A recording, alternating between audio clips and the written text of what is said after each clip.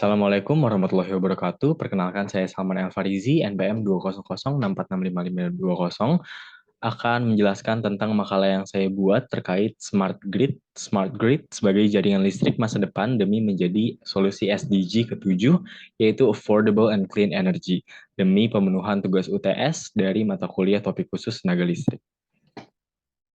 Pada pembahasan kali ini, topik yang ingin saya bahas ialah yang pertama SDG atau Sustainable Development Goals ke-7, yang ialah affordable and clean energy, kondisi ketenaga listrikan di Indonesia, smart grid, jaringan listrik masa depan, dan yang terakhir adalah tantangan pengaplikasian smart grid di Indonesia.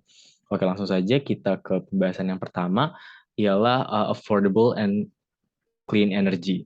Nah, tentunya kehidupan manusia ini tidak bisa dilepaskan dari pentingnya kebutuhan energi ya. Energi tentu mengisi aktivitas apapun yang dilakukan oleh manusia. Sampai saat ini, salah satu jenis energi yang paling banyak digunakan dalam kehidupan manusia adalah energi listrik. Nah, mengingat pentingnya manfaat energi listrik bagi kehidupan manusia, sedangkan sumber energi pembangkit listrik, terutama yang berasal dari sumber energi baru dan terbarukan, keberadaannya masih terbatas. Maka, untuk menjaga kelestarian sumber energi ini, perlu diupayakan langkah-langkah strategis yang dapat menunjang penyediaan energi listrik secara optimal dan terjangkau.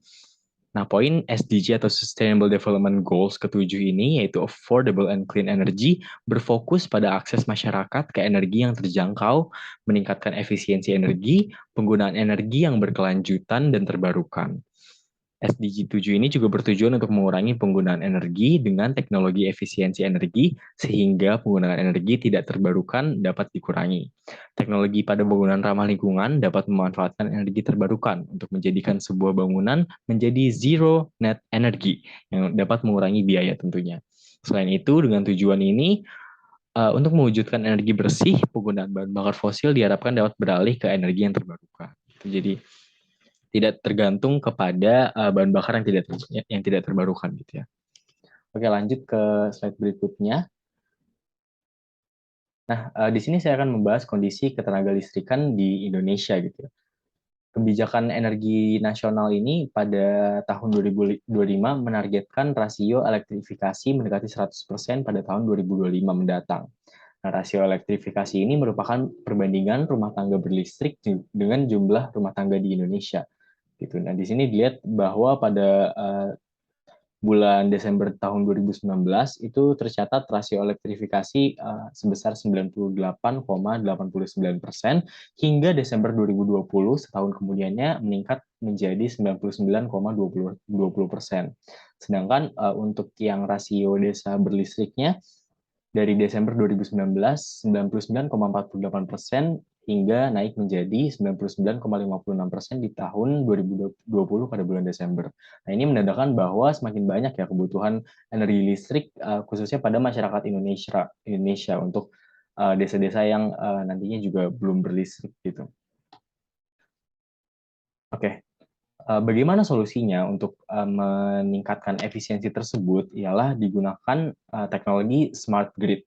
Nah, smart grid ini merupakan sistem yang menggabungkan teknologi informasi dan komunikasi digital dua arah pada proses ketenaga listrikan, mulai dari pembangkitan, transmisi, distribusi, dan pada daerah konsumen gitu ya, untuk meningkatkan kendala efisiensi dan ketahanan sistem, serta nantinya juga diharapkan dapat meminimalkan dampak lingkungan, mengakomodir semua jenis teknologi dan penyimpanan energi, serta meningkatkan peran konsumen dalam pasar ketenaga listrikan, sehingga nantinya dapat menciptakan produk dan jasa baru yang berkesinambungan. Nah, sebagai suatu solusi transisi energi, smart grid ini memiliki tiga fungsi utama, yaitu adalah yang pertama digitalization, yang merupakan tujuan untuk menaikkan efisiensi, reliability, dan resiliency ya, melalui otomasi dan digitalisasi di sepanjang mata rantai sistem ketenaga listrikan. Fungsi kedua ialah decentralization yang bertujuan untuk meningkatkan keterlibatan pelanggan menjadi produsen sekaligus menjadi konsumen gitu, pada waktu yang bersamaan. Yang fungsi terakhir merupakan decarbonization yang bertujuan untuk menaikkan penetrasi energi terbarukan melalui grid yang fleksibel. Nah, bagaimana smart grid ini digambarkan bisa dilihat pada video berikut ya. that make our electricity. The electricity goes down the wires, held up by the big pylons we see all over the country, that take it to local substations, that finally delivers electricity to you and me at home, at school, and at work. Intinya The smart grid ini wires, adalah substations, and poles that make up the menghubungkan grid are there to dua make arah sure gitu ya, there's enough dengan tiga electricity fungsi, to go around. So desentralisasi, when we all want to dekarbonisasi, wash our dan favourite soap and switch the kettle on for a cup of tea, we have to power up more of our power stations to digitalisasi. make sure there's enough electricity for everyone. But in future, we'll have more electrical gadgets, and we might even have an electric car. Singkatnya begitu. Nah, bagaimana jaringan listrik untuk masa depan pada pengaplikasian smart grid? Nah, smart grid ini memiliki beberapa kemampuan yang dapat digunakan sebagai jaringan masa depan, juga sebagai syarat untuk pemenuhan transisi jaringan listrik masa depan. Nantinya, konsep yang dimiliki smart grid dapat dilihat pada gambar ya, dengan nantinya perbandingan jaringan listrik tradisional dengan jaringan listrik yang memakai smart grid itu ada beberapa perbedaan dan keunggulan tentunya. Smart grid ini nantinya menggunakan digital serta komunikasi real time dua arah pada transmisi energinya. Perdagangan energi listrik lintas batas dari layanan listrik dan jaringan, serta nanti jaringannya akan tersebar untuk sebagai fungsi desentralisasi. Nantinya smart grid ini juga akan banyak data yang terlibat dan seluruhnya menggunakan sensor gitu. Nantinya juga smart grid ini perlindungannya adaptif, menggunakan sistem penyimpanan energi, respons yang cepat untuk keadaan darurat, dapat dimonitor, pemulihan otomatis atau self-healing, sehingga tidak ada lagi seperti jaringan listrik tradisional, adaptif dan islanding, kontrol menyeluruh, serta banyak pilihan pelanggan.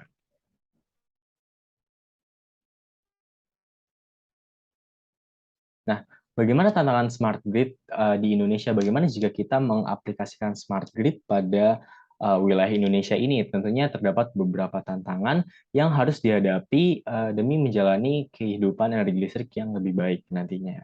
Yang pertama ada teknologi, yang kedua ada kebijakan dan regulasi, yang ketiga ada pelanggan dari energi listrik tersebut, yang keempat ialah sumber daya manusianya. Oke, kita tinjau satu-satu.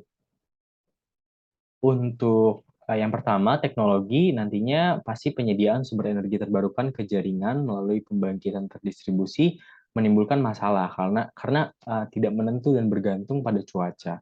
Nah, kondisi ini menyebabkan gangguan frekuensi grid dari pembangkitan fluktuasi tegangan, transien, harmonik, daya reaktif, dan interferensi elektromagnetik pada jaringan listrik. Proses penghubungan dan pentransmisian ke jaringan juga bermasalah karena jauh dari pusat beban dan masalah kualitas daya. Nah, diharapkannya infrastruktur jaringan harus dibangun untuk menampung sistem dua arah bersama dengan perangkat otomatisasi, proteksi, dan kontrol. Hal ini tentu membutuhkan investasi yang besar dan membutuhkan desain yang berkinerja tinggi. Nantinya, smart grid harus mengandalkan jaringan komunikasi yang kuat dan andal. Itulah kenapa teknologi menjadi salah satu tantangan pembangunan smart grid untuk jaringan listrik di Indonesia. Nah, Indonesia ini belum memiliki jaringan telekomunikasi yang merata di setiap wilayah. Ketersediaan jaringan masih hanya mencakup kota besar, tetapi masih sangat mahal dan belum tersedia dengan baik di kota-kota kecil. Semua pembangkit stasiun transmisi dan distribusi, serta kontrol dan pemantauan jaringan komunikasi antar unit juga harus disiapkan. Teknologi nirkabel juga dibutuhkan di daerah terpencil dan pulau-pulau kecil. Oke, yang kedua lanjut ke tantangan yang kedua ialah kebijakan dan regulasi. Memahami pentingnya penerapan jaringan pintar untuk masa depan merupakan salah satu faktor penentu. Nah, dukungan kebijakan pemerintah ini dan investasi diperlukan untuk mempercepat implementasi jaringan pintar. Tentu kalau tidak ada uang, tidak terbangun ya smart grid ini. Untuk jaringan modern yang bersifat dua arah gitu. Nah, smart grid ini menawarkan tarif dinamis yang mendorong penghematan bagi pengguna. Untuk itu, diperlukan langkah-langkah dukungan pemerintah terkait penyesuaian tarif, termasuk tarif dinamis, tarif variabel, tarif time of day atau TOD, tarif berbasis aturan, dan program respon permintaan atau DR. Tantangan yang ketiga ialah pelanggan. Dari sisi pelanggan, pelanggan sendiri sebagai pengguna akhir merupakan salah satu unsur yang penting dalam terlaksananya penerapan smart grid. Nah, kendala saat beradaptasi terhadap perubahan mungkin akan terjadi pada pelanggan. Penelitian menunjukkan responden cenderung mendukung teknologi smart grid sebagai solusi untuk perubahan iklim dan masalah energi, namun tidak terhadap kenaikan atau penyesuaian tarif. Tentu ya, berpengaruh nanti terhadap ekonomi gitu. Jumlah aplikasi bangunan cerdas juga masih sangat sedikit di Indonesia. Hal ini akibat kesadaran akan efisiensi energi masih sangat kurang serta mahalnya biaya investasi. Nah, kesadaran akan peran serta pelanggan harus dimanfaatkan serta ditingkatkan secara intensif gitu ya dalam penerapan bangunan cerdas harus diberikan agar dapat mengatasi masalah tersebut. Yang terakhir ialah sumber daya manusia. Sumber daya manusia yang memiliki kemampuan tinggi dalam smart grid sangat dibutuhkan. Hal ini dikarenakan akan banyak infrastruktur yang dibangun di berbagai daerah, serta membutuhkan tenaga ahli dalam mengoperasikan serta memeliharanya. Sehingga kesimpulan yang dapat saya sampaikan dari presentasi saya kali ini ialah smart grid merupakan jaringan listrik yang menggunakan teknologi canggih untuk memantau dan mengelola transportasi listrik dari semua sumber pembangkit untuk memenuhi kebutuhan listrik yang bervariasi dari pengguna akhir. Smart grid ini mengkoordinasikan kebutuhan dan kemampuan semua generator, operator jaringan, pengguna akhir, dan stakeholder pasar listrik untuk mengoperasikan semua bagian dari sistem secara efisien, meminimalkan biaya dan dampak lingkungan, sekaligus memaksimalkan keandalan sistem, ketahanan, dan stabilitas.